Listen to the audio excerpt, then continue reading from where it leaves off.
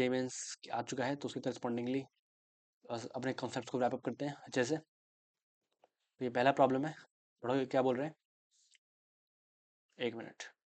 Okay, तो इसमें इन्होंने क्या कहा है, अब बॉल ऑफ मास m, एक सेकेंड, हाँ, एक बॉल है जिसका मास m है, इसको u वेलोसिटी से पुश करा गया है। तो ये वेज जो है मूवेबल दे रखा है, मूवेबल वेज, ठीक है, मूवेबल वेज, ओके, जिसका कि मास 3m दे रखा है, ठीक है। Height of the wedge is 60 metre, इसका हाइट 60 मीटर है। Assume all surface to be smooth, the minimum value of u for which block will reach the top of the wedge, there is no loss of energy when the ball tries to rise on the wedge. मतलब इन दोनों के बीच में कोई friction नहीं है, वो consider नहीं करना, सारे सरफेसेस स्मूथ है। तो ब्लॉक को बिल्कुल टॉप पे पहुंचाना है वेज के, तो मिनिमम एनर्जी कितनी होगी, तो तुम खुद देखो कि यहाँ पे ऐसे एक वेज है, ठीक है, और तुमने जब इसको u वेलोसिटी इम्पार्ट करी, लेट से, जब भी किसी भी टाइम पे इसके ऊपर पहुंचा होगा, लेट से, तो इसके पास एक वेलोसिटी होगी, इस एक होगा जो सिस्टम कॉमन वेलोसिटी से मूव कर रहा होगा, एक्सेलरेशन भी होगा पार्टिकल के पास, नो डाउट, अगर कॉन्टिन्यूस नॉर्मल लग रहा है तो इसके पास कुछ एक्सेलरेशन होगा, जैसे जैसे वेलोसिटी लगातार बढ़ेगी बढ़ेगी बढ़ेगी। जब भी ये ऊपर होगा नॉर्मल रिएक्शन ऐसे लगाएगा, इसका एक कॉम्पोनेंट इधर की तरफ आएगा जो कि कॉन्टिन्यूसली बढ़ा रहा होगा दोनों के बीच के नॉर्मल, मतलब नॉर्मल जो होगा कुछ होगा जिसकी वजह से इसका एक्सेलरेशन कॉन्टिन्यूस कुछ ना कुछ होगा इस डायरेक्शन में, जैसे वेलोसिटी कॉन्टिन्यूसली कुछ ना कुछ बढ़ रही होगी इस डायरेक्शन में। बढ़िया, जब ये किसी भी टाइम टी पे लेट से ऐसे है कुछ, एक सेकंड, लेट से ये जब कुछ ऐसा है किसी टाइम पे, और लेट से इसकी वेलोसिटी की तरफ v है, तो इसके रिस्पेक्ट में जो भी पार्टिकल होगा इसके पास वेलोसिटी हमेशा टेंजेंशियली हो सकती है, let call it v relative. जब ये मैक्सिमम हाइट पे पहुंच रहा है तो हमें हमेशा मिनिमम एनर्जी कैलकुलेट करनी है जब मैक्सिमम हाइट पे पहुंच जाए, जिससे कि ये पार्टिकल यहाँ पे पहुंच जाए, ठीक है। तो तुम खुद देखो, कोई भी नॉन कंजर्वेटिव फोर्स नहीं है, मतलब हम आराम से क्या कंजर्व कर सकते हैं, एनर्जी कंजर्व कर सकते हैं। और हॉरिजॉन्टल डायरेक्शन में कोई फोर्स भी नहीं है, सारे फोर्सेस वर्टिकल है, नॉर्मल रिएक्शन, और जो भी mg है वर्टिकल है। हॉरिजॉन्टल में सिर्फ नॉर्मल रिएक्शन था, क्या बोलते हैं, जिसका एक कॉम्पोनेंट था, नॉर्मल रिएक्शन का एक कॉम्पोनेंट था हॉरिजॉन्टल में, जो कि नहीं है, जो कि इंटरनल हो जाएगा दोनों को सिस्टम लेने के बाद, मतलब जो कि नहीं होगा इंटरनल हो जाएगा, ठीक है। चलो ठीक है, तो क्या कह सकते हैं, लेट से जब मैक्सिमम हाइट पे पहुंचा तो जो मिनिमम करने के लिए वी रिलेटिव क्या हो जाएगा, वी रिलेटिव जीरो हो जाएगा, मिनिमाइज करने के लिए, सही है, तो इसको जीरो कर दिया। तो इसका मतलब क्या होगा, जब मैक्सिमम हाइट पे पहुंचेंगे तो सिस्टम के पास एक कॉमन वेलोसिटी तो होगी ही, लेट कॉल इट वी, किसके ऊपर पड़ा हुआ है। तो हम इस पॉइंट से ये 1 है, और ये जो है जब मैक्सिमम में पहुंच जा रहा है, तो दोनों ऐसे साथ में हो गए, ये यहाँ पे हो गए, इसका मास m है, उसका 3m है, ऐसा कुछ था, ठीक है। तो इसका मास m है, इसका मास 3m है, और कॉमन वेलोसिटी से मूव कर रहे हैं, लेट कॉल इट v, और ये हाइट जो भी h है वो दे रखी है। तो क्या लिखेंगे, पहले अगर मोमेंटम कंसिडर करें तो क्या लिखेंगे, m इंटू यू, इसका मास m है, तो m into u should be equal to 3m plus m into v, सही है, ये तो पहली क्वेश्चन। अब हमें क्या करना है, इस v को u को मिनिमाइज करना है, तो इसका मतलब इनिशियल एनर्जी कितनी थी, हाफ m u स्क्वायर, बाद में क्या हो रहा है, सिस्टम के पास एक फाइनली काइनेटिक एनर्जी आ रही है, तो half into 3m plus m into cap v square plus ये जो m मास का पार्टिकल है इसकी पोटेंशियल बढ़ गई है h से, तो प्लस mgh, सही है। तो यहाँ से देखा एक बार, यहाँ से v की वैल्यू क्या आ जाएगी, v आ गया u/4, सही है, तो v u/4 आ गया, उसको डाल दिया यहाँ पे, तो mu square by 2 minus 2m into v square, v कितना है u/4 का square is equal to mgh, सही है। यहाँ से क्या हो जाएगा, mu square by 2 minus mu square by 8 is equal to mg into h। तो यहाँ पे ध्यान से देखा, ये क्या हो जाएगा, 4 times 3mu square by 8 is equal to mg into h। तो m से m कैंसिल हो गया, h कितना आ गया, 3u स्क्वायर बाय 8g, तो u मिनिमम निकालना था, कितना होगा 8gh बाय 3 का square root is equal to u minimum, सही है। वैल्यूज पुट कर ली, रूट 8gh बाय 3, ठीक है, square root of 8 into g into h by 3, यहाँ से क्या हो जाएगा, square root of 8 into 10 into 60 upon 3, 20 हो जाएगा, तो कितना हो जाएगा 1600, तो मतलब 40 मीटर पर सेकेंड। सही है, बढ़िया। आगे बढ़ते हैं। इसमें इन्होंने क्या बोला हुआ है, a force f of constant magnitude acts on block of mass m at t equal to 0। The direction of force starts rotating with a constant angular velocity omega in anti-clockwise sense। ये क्या बकवास है? The magnitude of velocity, direction of force starts rotating with a constant angular velocity omega in anti-clockwise sense, then the magnitude of velocity of the block as a function of time t। अच्छा, तो तुम ऐसे देखो, तुम्हारे पास एक block पड़ा हुआ है जिसका मास m है, इस पे एक फोर्स लगा रहे हैं f पे, किसी लेट से वो किसी टाइम t पे थीटा एंगल पे है, और थीटा क्या हो जाएगा, जीरो रेस्ट से स्टार्ट हुआ है, ठीक है, तो थीटा कितना आ जाएगा, ओमेगा से रोटेट कर रहा है, ओमेगा इंटू टी। तो ये जो एक कंपोनेंट है वो क्या होगा, एफ कॉस थीटा, एक क्या होगा, एफ साइन थीटा। सही है, तो इस पर ये तो नॉर्मलेशन को बैलेंस करने के काम आएगा, इधर एन होगा, इधर एम जी होगा। सही है, नॉर्मलेशन कॉन्टिन्यूस चेंज होता रहेगा, हमारा कंसिडरेशन नहीं होगी, सरफेस स्मूथ दे रखी होगी तो उसको हटा दिया। अब क्या करेंगे, जो एफ कॉस थीटा है इसकी वजह से एक्सेलरेशन आ रहा होगा, लेट से इसका एक्सेलरेशन ए है किसी टाइम पे, तो क्या लिखेंगे, F cos theta is equal to m into a. सही है, तो यहाँ से हमने ए निकाल लिया, वी निकालना है किसी टाइम पे, ठीक है, निकाल लेंगे। एफ कितना होगा, एफ इंटू कॉस थीटा, और थीटा कितना है, ओमेगा टी, तो f cos omega t is equal to m d v by d t. D t को उधर भेज दिया, इंटीग्रेट मार दिया, तो f upon m cos omega t into d t is equal to d v. पहले rest पे था तो जीरो से टी टाइम और जीरो से वी टाइम, तो ये हो जाएगा F upon m omega sine omega t is equal to v. ये किसी टाइम टी पे वेलोसिटी होगी, f by m omega sine omega t, f by m omega, एक सेकंड रुकना, magnitude of velocity, what the hell, ये किसी option में नहीं है, magnitude of velocity as a function of time, ठीक है, ओके।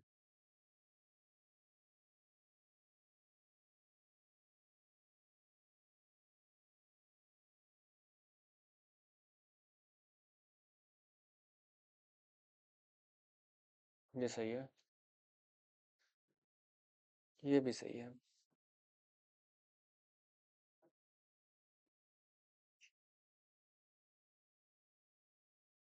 ओके, इसको बाद में देखते हैं, हम आगे बढ़ जाते हैं।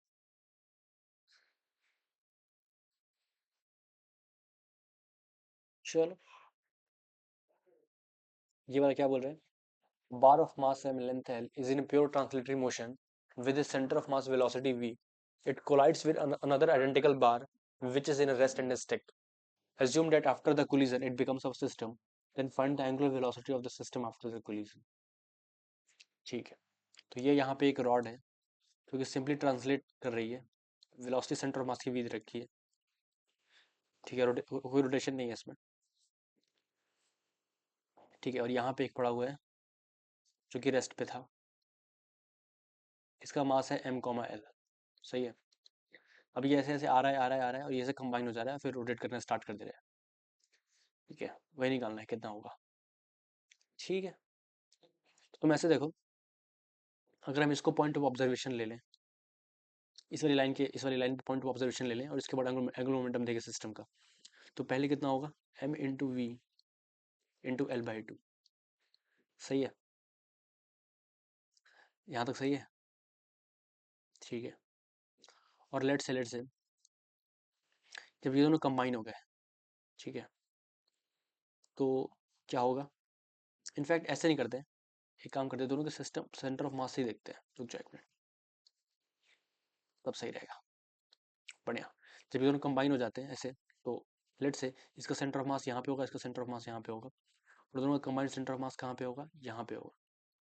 ये यहाँ से यहाँ तक कितना है, ये एल बाई टू है, ये एल बाई टू है, ठीक है, और ये लाइन क्या होगी, ये जो लाइन होगी ये वाई इक्वल टू एक्स होगी, ठीक है, तो जितना ये वाला ये जो होगा और जो ये होगा, यहाँ पे सेंटर ऑफ मास लाई करेगा। सही है, ये वाली लेंथ एल बाई टू, तो ये एंगल हो गया 45 डिग्री, तो ये लेंथ आ गई, तो ये लेंथ कितनी होगी, इनफैक्ट ये लेंथ होगी L/2 √2।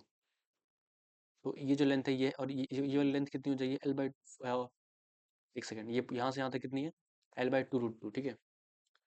एक सेकंड, नहीं नहीं, L/2 का स्क्वायर मतलब L/2 इंटू √2, सही है। एक मिनट, हाँ, ये L² बाय 4, इसके लेंथ निकालते हैं, ठीक है। तो L² bye 4 plus L² bye 4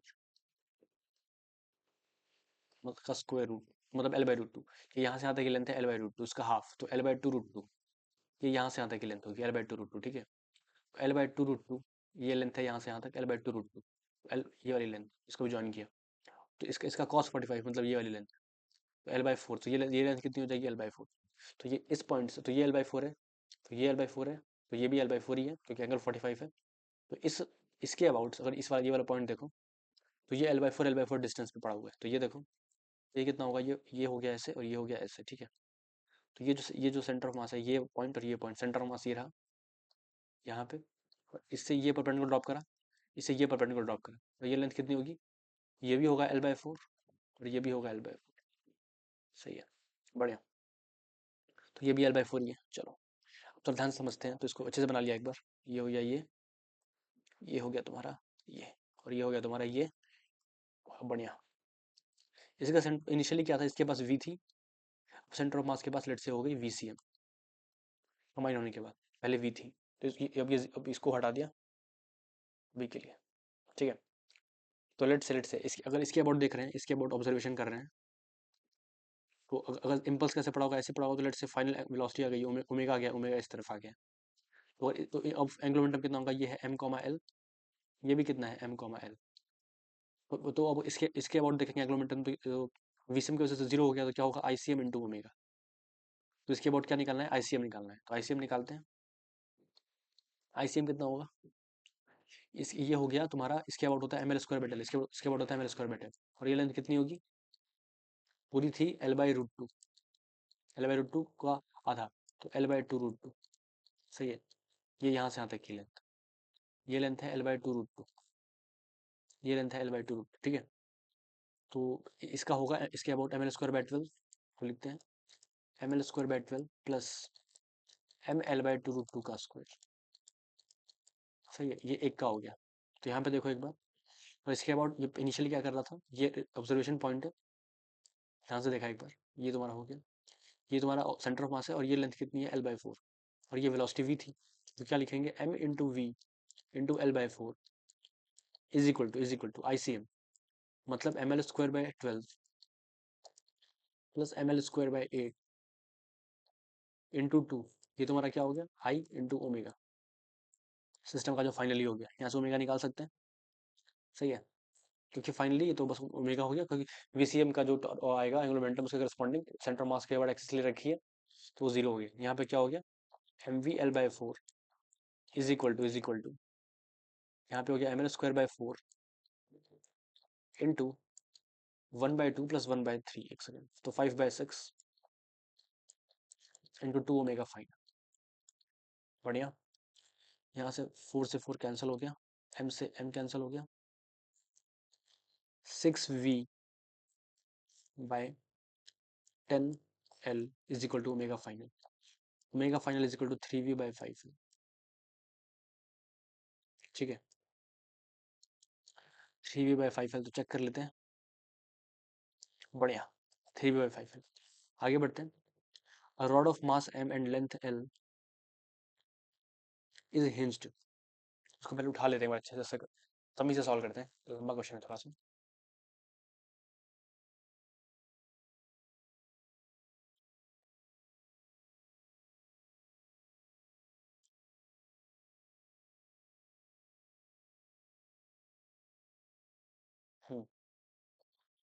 यहाँ पे क्या बोल रहे हैं, rod of mass M length L is hinged at point P, यहाँ पे हिंज कर रखा है, another front of the rod is connected through a block by a string, find hinge reaction at P at T equal to 0। एक rod है जिसका मास m है, ठीक है, इसका लेंथ L दे रखा है, ठीक है, इसको हिंज करा गया P पॉइंट पे, ये भी ठीक है, तो ये हिंज से रोटेट कर सकती है, ऑफकोर्स ऐसे फॉल होगा, तो इस पर ऐसे टेंशन लगेगा, तो उसके बाद ऐसे टॉर्क आ जाएगा, अल्फा ऐसे आ जाएगा, ठीक है, वो देख लेंगे किस तरफ आएगा क्या आएगा, वो तो बात की बात है। अभी पढ़ते हैं, ये ऐसे भी फॉलो हो सकती है एमजी के करस्पॉन्डिंग, कहाँ फॉलो करेगी वो हम देख चेक कर लेंगे। ठीक है, चलो पढ़ते हैं। There is no slipping between the pulley and the string. अच्छा, इसके ये सॉलिड सिलेंडर मान के चलना होगा। which path to plus mass radius are, there is no slipping between the pulley and the string.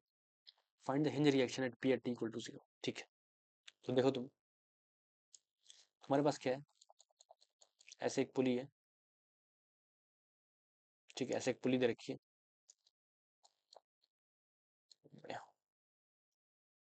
ये यहाँ पे मास लटका हुआ है, और ये यहाँ पे ऐसे हिंज्ड है, ठीक है, ये ऐसे हिंज्ड है, और ये जो पॉइंट है तुम्हारा ऐसे लगा हुआ है, ठीक है, ये m कॉमा एल है, और ये जो है ये तुम्हारा है एक सेकेंड, ये वाली लेंथ r है और ये m है, और ये भी m है। बढ़िया, चलो शुरू करते हैं। ऐसे देखो होगा क्या, इस पे ऐसा लगेगा mg, जिससे प्रेशर कितना होगा L/2। लेट्स से ये फॉल हो रहा है, एक्सेलरेशन ए है इसका, इस पर टेंशन टी आ गई, टाइट हो गई स्ट्रिंग, इस पर टेंशन टी आ गई, जिससे फॉल होना स्टार्ट हुआ, ठीक है, मैंने मान लिया इधर फॉल हो रहा है, इधर भी हो सकता है, वो हम चेक कर लेंगे बाद में, वरना ये नेगेटिव आ जाएगा ऑफकोर्स, ठीक है, ऐसे मान के शुरू कर लिया, तो उसकी वजह से इसके पास कोई अल्फा आ जाएगा, और ये जो स्ट्रिंग है स्लाइड नहीं करी, तो अल्फा क्या होगा, A/R के इक्वल होगा। ठीक है, चलो यहाँ तक सही, बढ़िया। तो इस पर अगर तुम ध्यान से देखो, दोनों साइड टेंशन डिफरेंट होगी क्योंकि स्लाइडिंग नहीं हो रही है, ओके, उसका भी ध्यान रखना पड़ेगा, नहीं देयर इज नो स्लिपिंग, तो अगर दोनों टेंशन सेम हुई, अगर दोनों सेम हो गई तो फिर गड़बड़ हो जाएगी ना, तो यहाँ पे लेट से T1 है, तो यहाँ पे लेट से T2 है, ठीक है। अब इस वाले को ध्यान से देखो, तो इस पे पुली के साथ देखो, तो ये है T2, अच्छे से बनाते हैं, अगर स्टिंग सेम लेंगे तो फिर रोटेट नहीं करेगी पुली, एक्सेलेरेट नहीं हो पाएगा ना, बैलेंस आउट कर जाएगा। तो तुम ऐसे देखो, इधर लेट से T2 है, और इधर लेट से T1 है, और क्योंकि इधर इधर रोटेट कर रही है, मतलब इधर एक्सेलेरेशन ए है ना, तो क्या होगा, T1 minus T2 into R should be equal to mr² by 2 into alpha, और अल्फा कितना होगा, A/R। तो यहाँ से आ गया T1 माइनस T2, यहाँ पे ऐसे होगा, ठीक है, T1 minus T2 is equal to ma/2, ये आ गई दूसरी इक्वेशन, ये थी पहली इक्वेशन जो कि हमने यूज भी कर ली, ठीक है। अब इस वाले ब्लॉक को देखा, इधर लगेगा mg, और एक्सेलेरेशन है, तो क्या लिखेंगे, mg minus T1 is equal to m into a, ये आ गई तीसरी इक्वेशन, बढ़िया। तो इसको ध्यान से देखो, ये जो रॉड है, इस प्लेट से मान लो इधर की तरफ हिंज रिएक्शन है, तो इधर की तरफ है, ठीक है, इस पे फोर्सेस कौन कौन से लग रहे होंगे, जस्ट जस्ट ये ड्रॉप करा गया है, तो जो ओमेगा होगा वो तो जीरो होगा, तो यहाँ से कह सकते हैं इसका जो सेंटर मास है, इसके पास इधर की तरफ कुछ AT है, और इधर की तरफ कुछ AC होगा, और इधर जो FH होगा, जो FH होगा एक ही फोर्स है, हॉरिजॉन्टल में कोई फोर्स लग रहा है, बस AC होता है, और किसका होता है, लेकिन ओमेगा है नहीं, तो FH कितना आ जाएगा, जीरो, क्योंकि हॉरिजॉन्टल में कोई फोर्स ही नहीं है। अब बचा FV, तो मान लिया जो FV है वो ऊपर की तरफ लग रहा है, तो क्या लिखेंगे, FV plus T2 minus mg, ये सिस्टम में फोर्स लग रहे हैं, net total force should be equal to क्या होना चाहिए, m इंटू इसका इसका एक्सेशन कितना है ऊपर की तरफ, a है, और इसका लेट से जो अल्फा है ऊपर की तरफ अल्फा है, लेट से अल्फा 1, सही है। तो ये क्या हो गया, F V plus T2 minus M G should be equal to यहाँ से क्या ये इसका इधर अल्फा 1 से रोटेट कर रहे हैं उस पॉइंट पे, लेट से, तो R L into alpha 1 should be equal to a होना चाहिए, तो जो सेंटर ऑफ मास का एक्सेलरेशन है वो कितना होगा, L/2 इंटू अल्फा 1, सही है, जो कि कितना होगा, A/2 होगा, सही है। इतना ध्यान रखना पड़ेगा यहाँ पे, फिर गड़बड़ के पूरे चांसेस है, तो हो जाएगा ma/2, ये हो गया लेट से फोर्थ इक्वेशन। अब तुम खुद देखो कहाँ गया, T1 T2 और तुम्हारा A, ठीक है, और दूसरे टॉर्क की इक्वेशन लिखी तो क्या होगा, टॉर्क हिंज है तो हिंज के अबाउट लिखेंगे, तो ये ऐसे ये पड़ी हुई है, इधर है mg, इधर है T2, और इधर है अल्फा 1, सही है। ओके, तो इसके ऑन हेज्ड है, तो यहाँ से देखते हैं क्या होगा। T2 into L minus M G into L by two should be equal to M L square by three into alpha one, M L square by three into alpha one, और L into alpha one क्या है, ए के equal है। ठीक है, इसका ध्यान रखना है। काफी अच्छा क्वेश्चन हो गया नहीं। T2 minus M G by two should be equal to M by three into L alpha one, L cancel कर दिया। ठीक है, तो एल अल्फा वन कितना है, ए है। ये आ गई तुम्हारी फिफ्थ इक्वेशन। चलो बढ़िया। T2 minus M G by two is equal to M A by three. ठीक है, एक ये आ गया, और m ji minus T one is equal to M a, ये लिख लेते हैं। M ji minus T one is equal to m into a, एक ये हो गया। T one minus T two equal to M a, T one minus T two is equal to M A. यहाँ पे देखो टी वन, टी टू और ए, ये निकालते हैं, और फिर इसको पुट करके इसमें डाल देंगे, तीनों आ जाएगा। ठीक है, चलो शुरू हो जाते हैं। तो क्या किया हमने, इन दोनों को एक बार के लिए ऐड कर दिया, तो क्या हो जाएगा, T two plus M ji by two plus M ji by two minus T one is equal to four by three M A, और T one minus T two जो है वो एम ए के इक्वल है, तो ये क्या हो जाएगा, M ji by two minus times T one minus T two is equal to four M A by three. ये एम ए के इक्वल है, सही है। एक सेकंड रुकना, ये कहाँ से लाए थे, एम ए नहीं, एम ए बाई टू है यहाँ पे, T one minus T two, यहाँ पे एम ए बाई टू है, वही सोचो, थोड़ा सा गड़बड़ लग रहा था मेरे को, बच गए। T one minus T two M A by three है, और एल अल्फा वन ए था। चलो बढ़िया, ये कितना हो जाएगा, M ji by two is equal to four M A by three plus M A by two, मतलब हो जाएगा, और फोर यहाँ से एम एम उड़ा दो, तो G by two is equal to four by three plus one by two into A, तो फोर टू ज़ा eight, eight plus three eleven, eleven A by six is equal to G by two, तो A is equal to three G by eleven, ये आ गया three G by eleven, तो यहाँ पे डाल दिया, तो M ji minus three M ji by eleven is equal to T one, तो T one is equal to eight M ji by eleven, सही है। टी वन निकाल लिया, इसमें डाल दिया M A by three, M A by three कितना होगा, G by eleven, M ji by eleven, T two is equal to आ गया M ji by two plus M A by eleven, M ji by eleven मतलब thirteen M ji by twenty two, ये तुम्हारी है T to की value. ठीक है, अब यहाँ पे डाल दिया, तो एफ वी निकालना था, तो F V plus thirteen M ji by twenty two, thirteen M ji by twenty two minus M G is equal to M by two into A कितना था, थ्री जी बाई इलेवन, सही है। तो यहाँ से एफ वी क्या आ रहा है तुम्हारे पास, F V is equal to M G plus three M ji by twenty two minus thirteen M ji by twenty two, thirteen M ji by twenty two, मतलब M ji minus ten M ji by twenty two, बारह M ji by twenty two, six M ji by eleven, ये F V की value है। Okay, अब check कर लेते हैं, six M ji by eleven, option number B. ये तो काफ़ी लंबा क्वेश्चन था, मैं आंसर भी चेक कर लेता हूँ उसका, एक मिनट को।